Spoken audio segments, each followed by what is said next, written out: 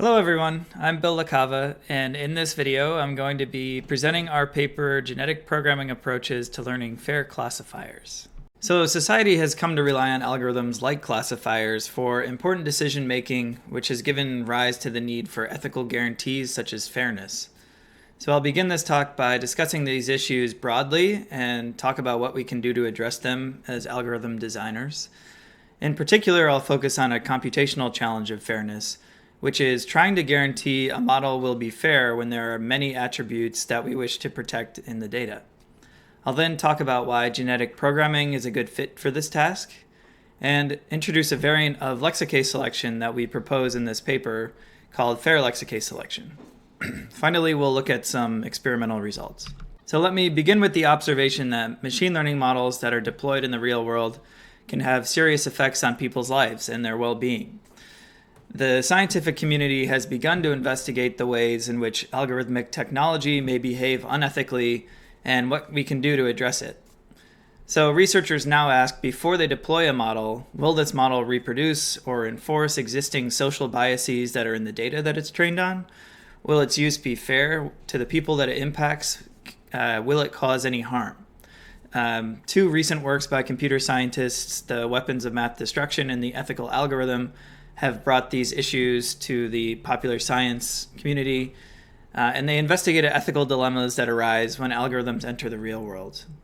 There's also conferences now based around this, like the Fairness, Accountability, and Transparency Workshop and Conference. So as algorithm designers, what can we do to address these concerns?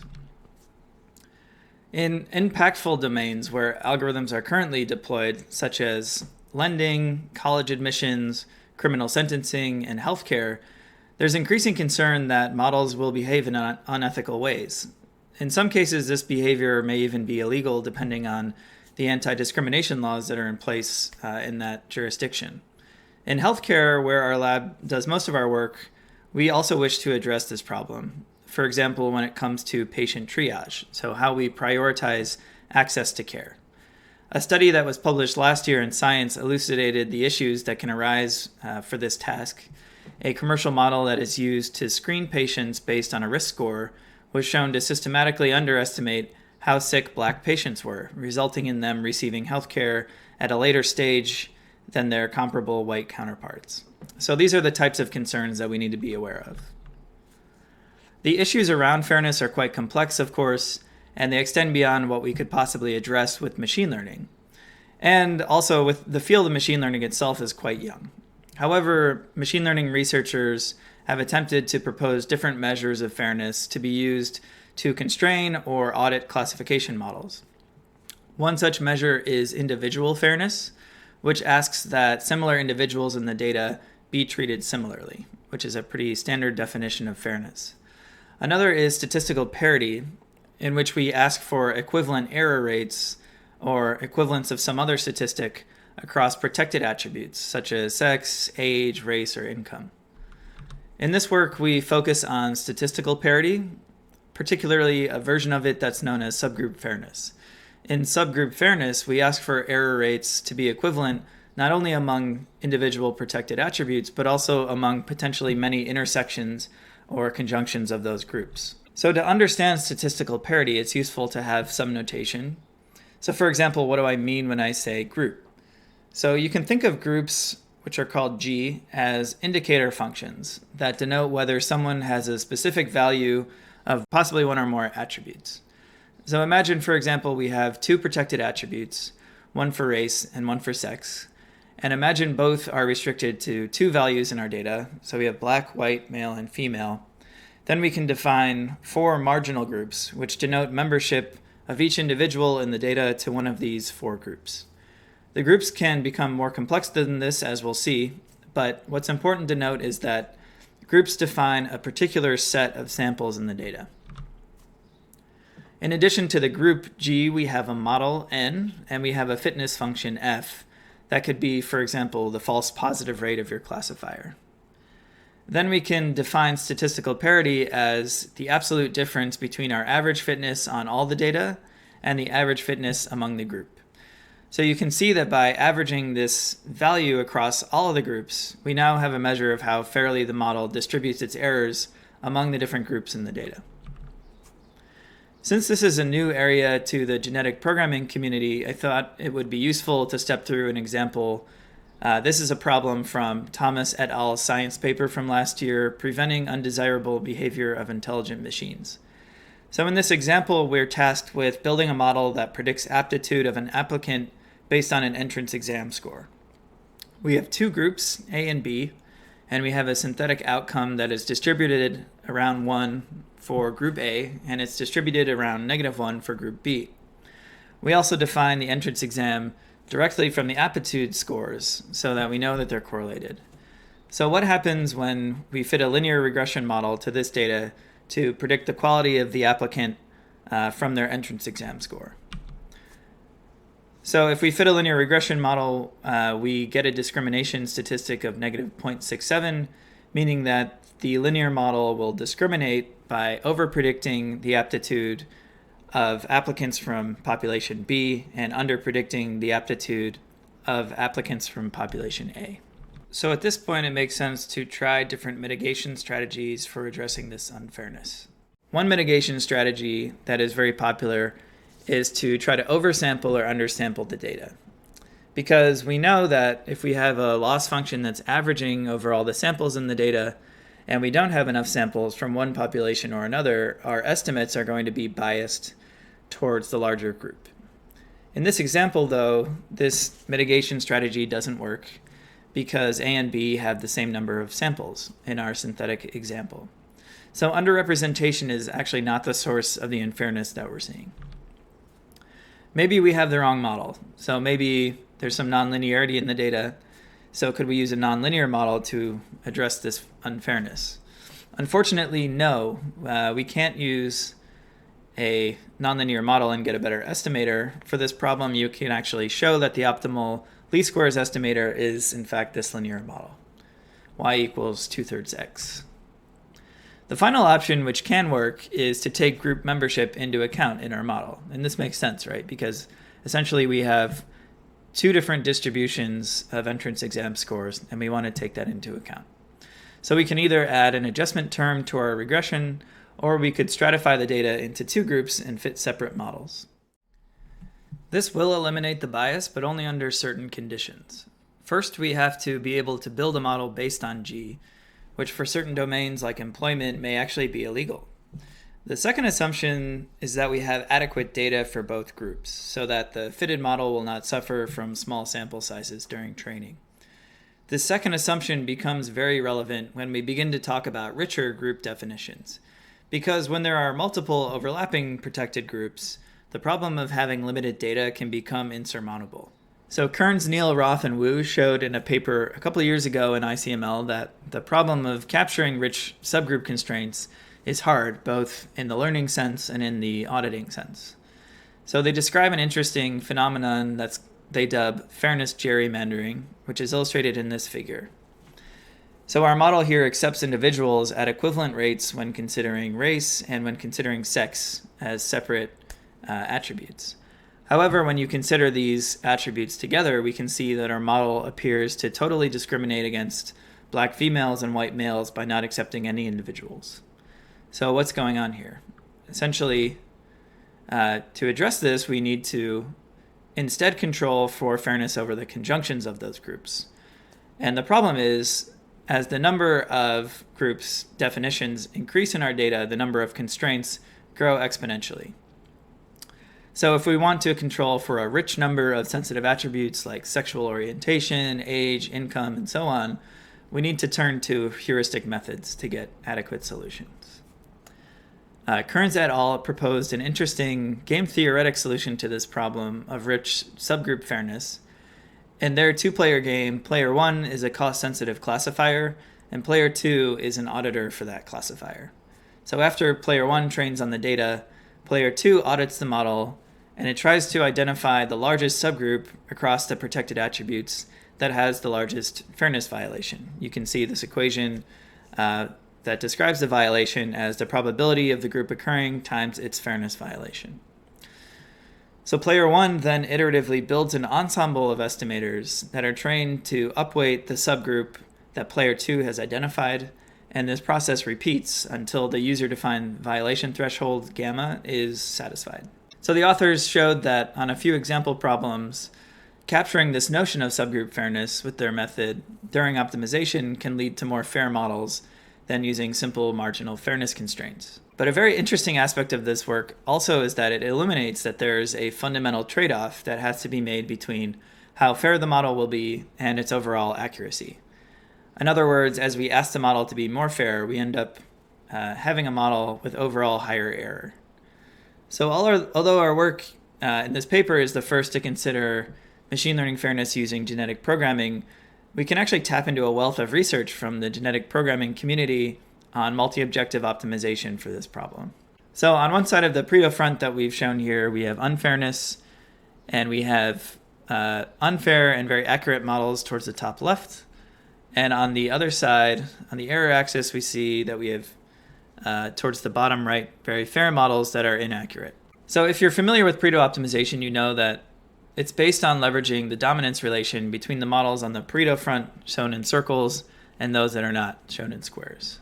The idea of Pareto optimization is basically to loop through the evolutionary stages of selection, variation, and survival in order to optimize multiple objectives simultaneously.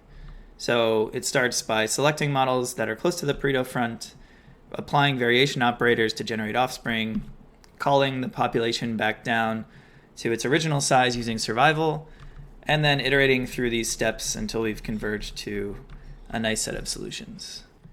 At this point, we can then assess the unfairness and the error of the models on held out test data.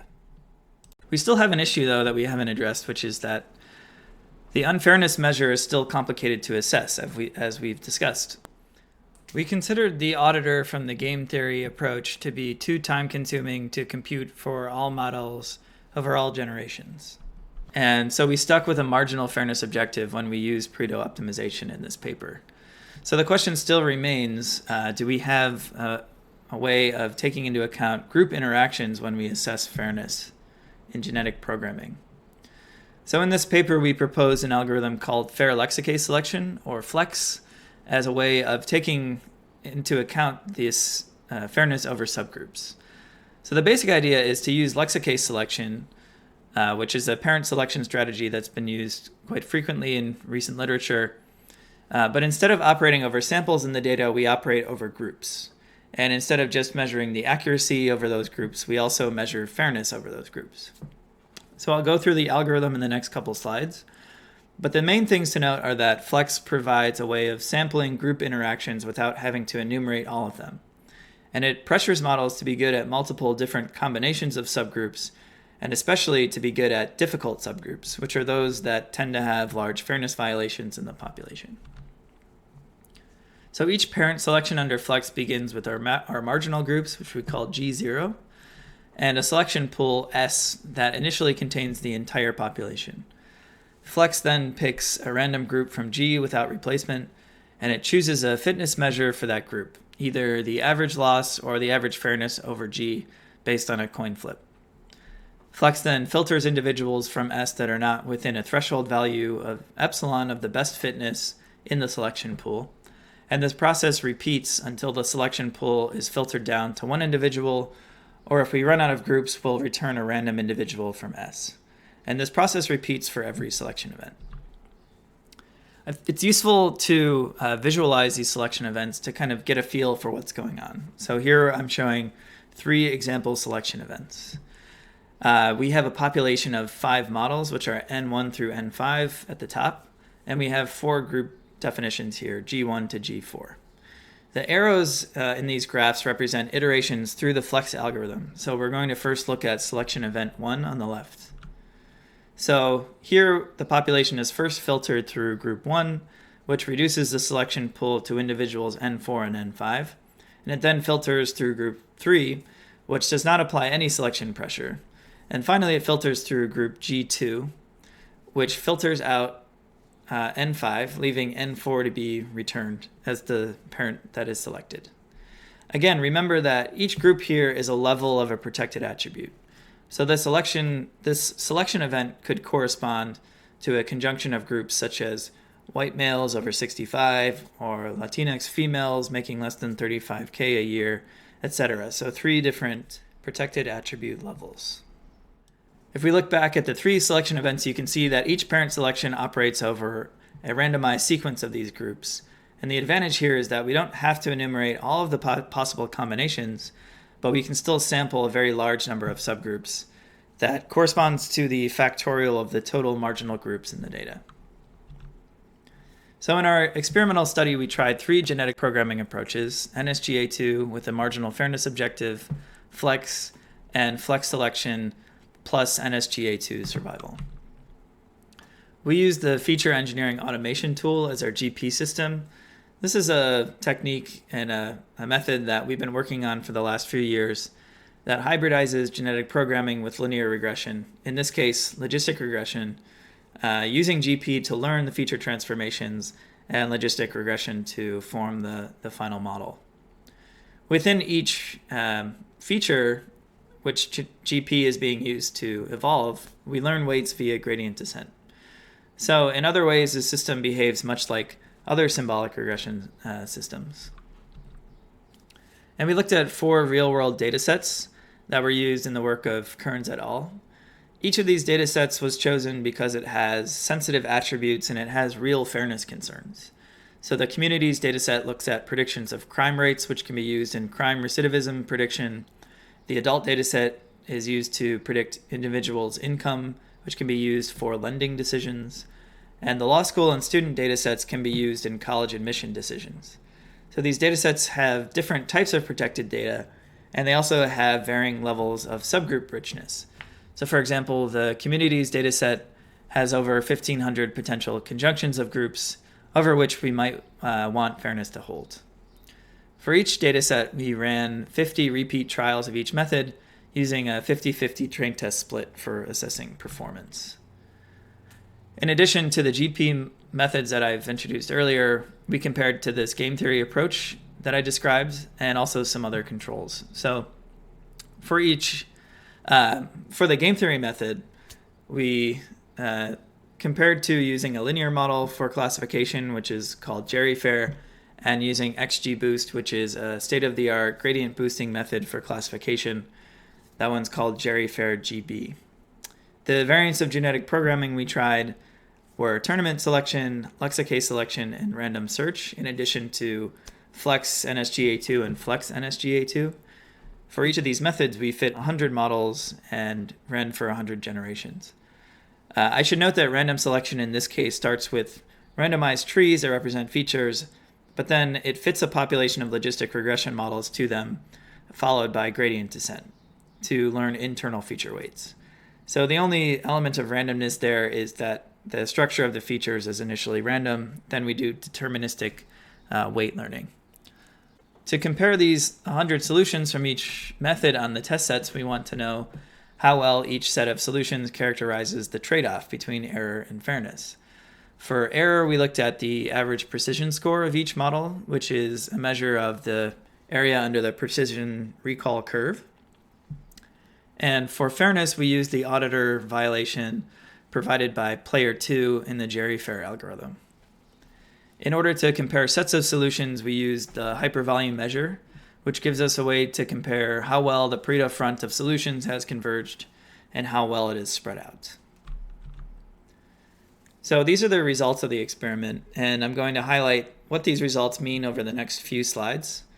So let me walk through what's going on. On the left here, we have the ranks of each method over all of the problems, with a statistical test shown above, and the right 4 graphs show the raw hypervolume scores for each problem over the 50 trials.